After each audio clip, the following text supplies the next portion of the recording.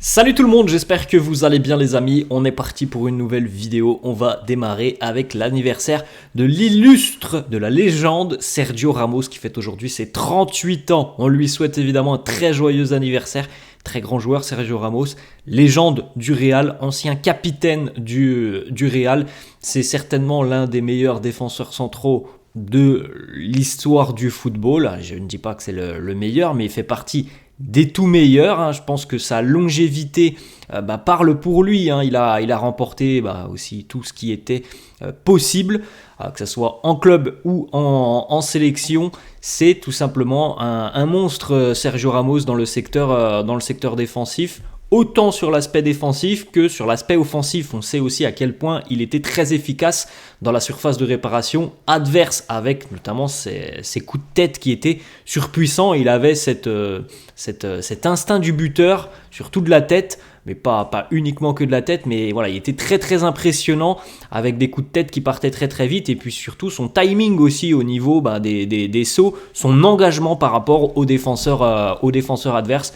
Pour rappel, évidemment, les amis, Sergio Ramos est le joueur qui a changé le cours de cette finale de Ligue des Champions face à l'Atlético Madrid lorsque tu es mené 1-0, que tu joues le temps additionnel, précisément 92e minute et 48 secondes avant que Ramos n'égalise et que cette finale change complètement sur les prolongations. Regardez un petit peu le palmarès démentiel de Sergio Ramos qui, on rappelle, évolue du côté du FC Séville maintenant.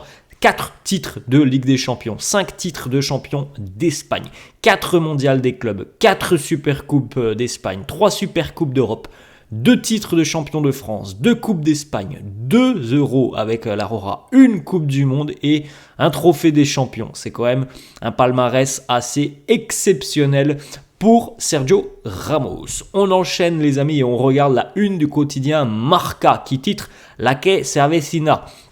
Ceux qui devraient arriver normalement, pour le moment, rien n'est officiel avec Mbappé. Bon, on sait que Hendrik sera là cet été. Mbappé, ce n'est pas officiel, même si il y a 99% de chances que Kylian soit un joueur du Real dans à peu près 2-3 mois maintenant. Et donc, évidemment, du côté du Real, on pourra potentiellement former une attaque monstrueuse. Vinicius, Mbappé, Rodrigo, Hendrik. C'est un choix de riche qu'aura Carlo Ancelotti quand on rajoute à tout ça en plus la présence de Bellingham, même s'il n'est pas considéré comme un attaquant, la présence de Brahim Diaz. Tu as quand même une qualité assez exceptionnelle. Tu as quasiment 2 lignes d'attaque qui peuvent être formées. Donc c'est quand même assez incroyable. On continue les amis avec une information justement qui concerne Hendrik. Alors vous le savez peut-être, le Real avait annoncé que les joueurs qui allaient participer hypothétiquement aux demi-finales, soit de l'Euro ou alors de la Copa América, et il peut y avoir des joueurs du Real qui sont impliqués, évidemment, que ce soit du côté de la Copa América ou de l'Euro, et bien les joueurs qui participent à ces demi-finales n'auraient pas à venir faire la pré-saison du côté des États-Unis parce que, vous le savez, c'est une saison qui va être longue, elle est loin d'être terminée pour quasiment tous les joueurs du Real. En tout cas, la grande partie des internationaux qui vont donc se battre pour la Liga, qui vont se battre pour la Ligue des Champions, qui vont très rapidement enchaîner après cette saison en club avec cet Euro ou pour d'autres la Copa América. Donc au final, pas de vacances pour eux. Et puis à la suite de la fin de l'Euro et de la fin de la Copa América, c'est directement du côté du Real le début de la saison 2024-2025. Donc pour tous ceux qui auraient participé et qui auraient eu un long parcours à l'Euro ou à la Copa América, ils auraient quasiment eu pas de vacances. Donc c'est pour ça que le Real avait annoncé à tous les joueurs que s'ils faisaient un long parcours, ils n'auraient pas à participer à la phase de pré-saison du côté des États-Unis, sauf à un joueur qui, lui, visiblement, n'est pas d'accord avec le Real, c'est Hendrik. Hendrik, lui, même si il peut aller, et c'est ce qu'on lui souhaite au Brésil, avec la sélection brésilienne, le plus loin possible à la Copa América, le Brésil fait évidemment partie des grandissimes favoris avec l'Argentine, Hendrik a visiblement déjà pris la décision de participer à la pré-saison du côté des États-Unis parce que tout simplement il veut s'adapter rapidement au Real et il veut aussi convaincre Carlo. Donc ça c'est tout à l'honneur d'Hendrik de prendre cette décision, tout simplement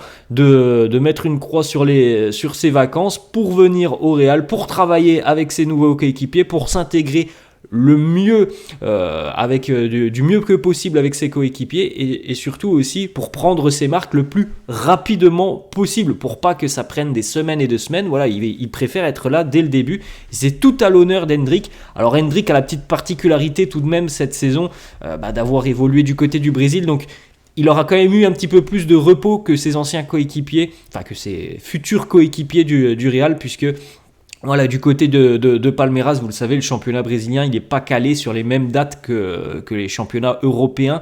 Donc pour Hendrick, voilà, c'est quand même beaucoup plus simple que pour ceux qui jouent en Europe notamment et qui enchaînent depuis des mois et des mois. Le championnat brésilien, lui, s'était arrêté déjà depuis quelques semaines, voire 2-3 mois maintenant. Ils viennent de redémarrer, mais voilà, c'est un peu différent pour Hendrick. On continue les amis et on félicite Vinicius Junior qui vient de nouveau d'être élu joueur du mois en Liga, joueur du mois de mars. Félicitations à Vini qui a été énormissime tout au long du mois de mars. Pour rappel les amis, demain Vini ne jouera pas face à l'Athletic Bilbao. Il est suspendu. On continue avec des petites informations qui nous viennent du centre d'entraînement de Valdebebas. Vous avez une petite photo juste à côté de moi.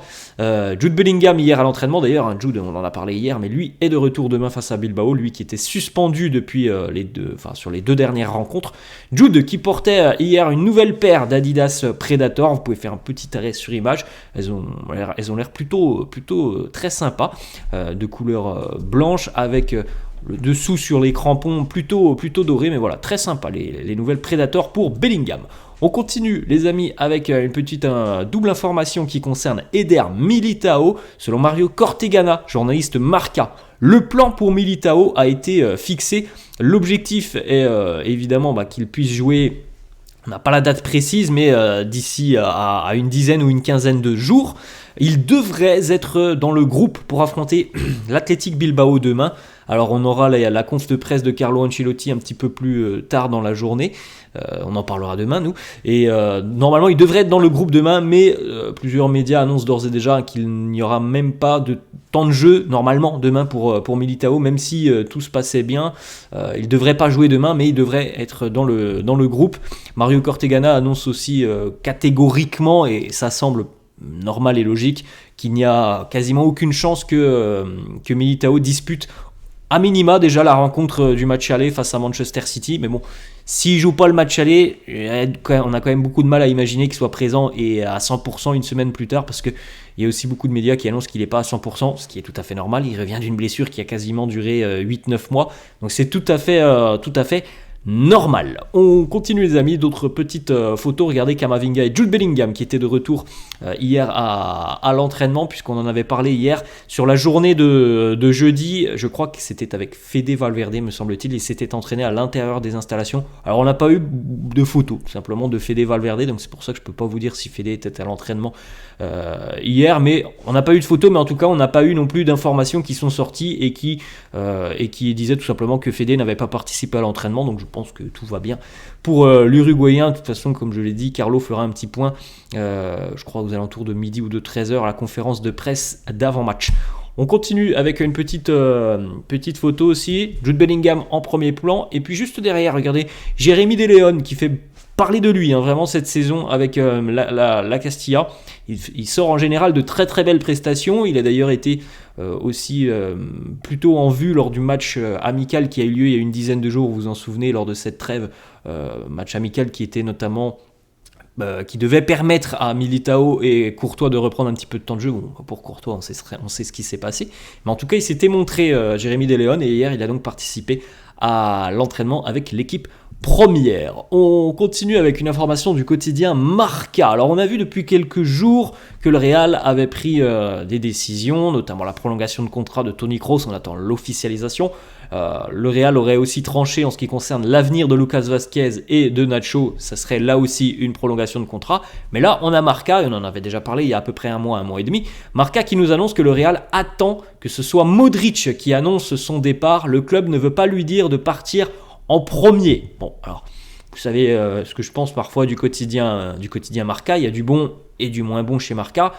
Si c'est une vérité avérée, je trouve ça vraiment, vraiment petit de la part du club. Et c'est pour ça que je pense sincèrement que c'est une fake news, parce que je n'imagine absolument pas le Real avec tout ce que Lucas a fait pour le club, tout ce que Lucas a remporté pour le club, tout ce qu'il a donné pour le club. J'ai beaucoup de mal à imaginer que du côté du Real, du côté des dirigeants, du côté du président Florentino, on n'ait pas cette honnêteté et cette franchise de dire à Lucas, dès aujourd'hui, on ne compte pas sur toi pour la saison prochaine. Donc voilà, notre aventure va se terminer. J'ai beaucoup de mal à imaginer que le Real se comporte de la sorte avec Luka Modric. Donc voilà, après, évidemment, ça c'est mon avis. Marca annonce que le Real, non, pour le moment, visiblement se mettrait en retrait et attendrait tout simplement que ça soit Lucas qui prenne la décision de quitter le club.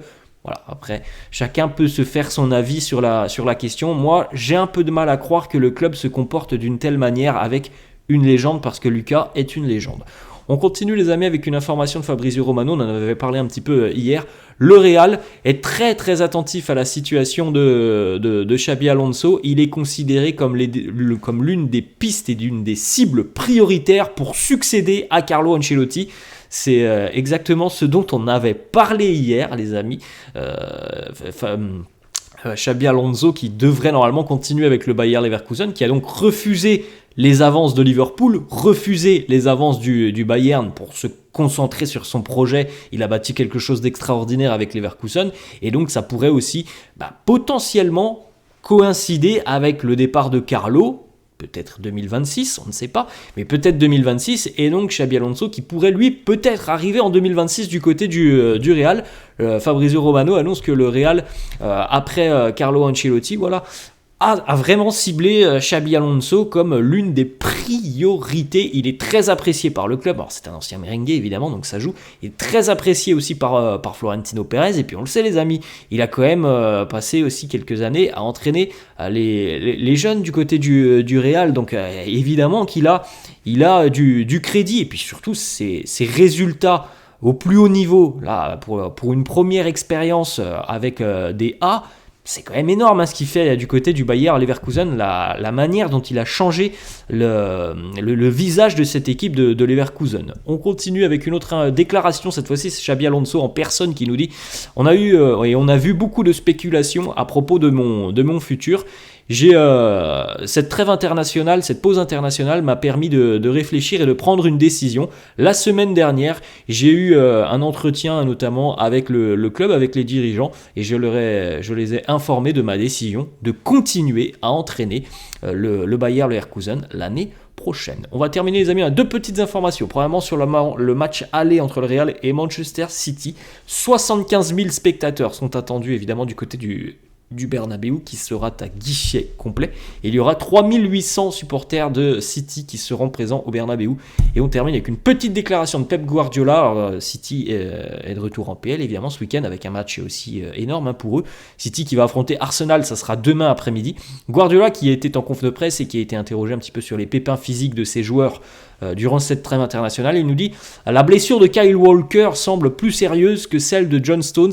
Je pense qu'il va être indisponible pendant quelques temps. Je ne pourrais pas vous dire le nombre de matchs. » Alors, si il nous le dit comme ça, on peut se dire qu'il ne jouera pas face au Real. Après, on connaît aussi Pep Guardiola, c'est un fin tacticien sur le terrain, c'est un fin tacticien aussi en conférence de presse, et on peut penser que c'est tout simplement de l'intox. Alors après, voilà, moi je n'ai pas les capacités adéquates pour savoir un petit peu de quoi en revient la blessure de Kyle Walker.